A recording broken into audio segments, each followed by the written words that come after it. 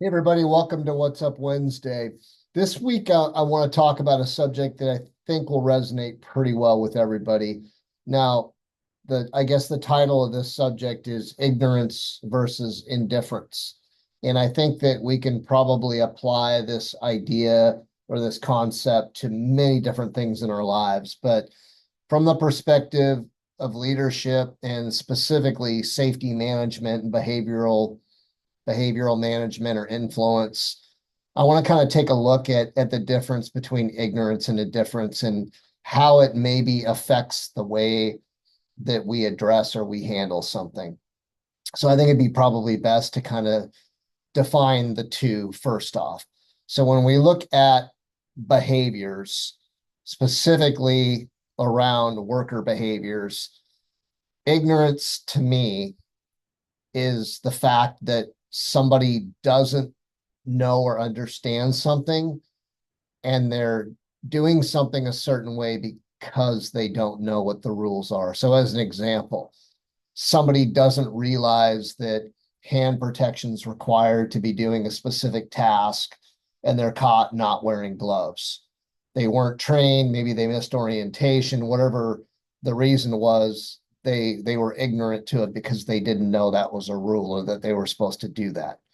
Now, on the flip side, indifference is a situation where somebody knows the rule, they know what they're supposed to be doing or how they're supposed to be doing something, and they choose intentionally not to do that.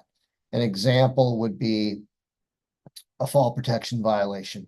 100% tie off is required when working above 4 feet or 6 feet, depending on the situation. And you catch somebody not wearing that fall protection equipment. That is, generally speaking, that is indifference. That is not a fact that they didn't know. It's a fact that they knew and they chose not to do what they're supposed to do. And I think that the consequences for these two things are very different. To me, depending on the significance or the nature of whatever the violation might be, um, we follow our disciplinary policy. So if it is a imminent danger, life-threatening type of a situation, like a fall-related violation, and it was ignorance, then we put a retraining program in place for that employee.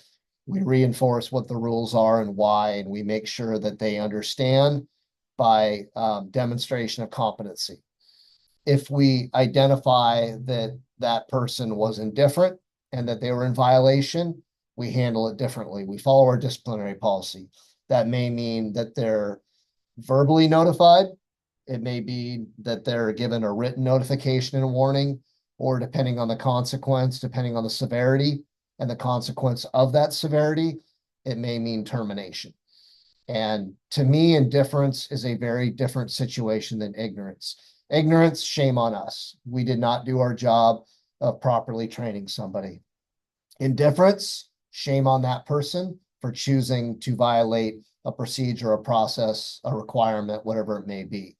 So, again, I think that the way that we look at those behaviors is critical, and we really need to seek to understand the situation before we just make assumptions, because I've run into a lot of situations where we thought somebody was choosing or ignoring not to follow a requirement when the fact is they weren't properly trained, and or in situations where maybe they're non-English speaking, they were told, but they didn't understand because they don't speak English, as an example. So keep that into consideration. Think about indifference. Think about how you're going to address indifference.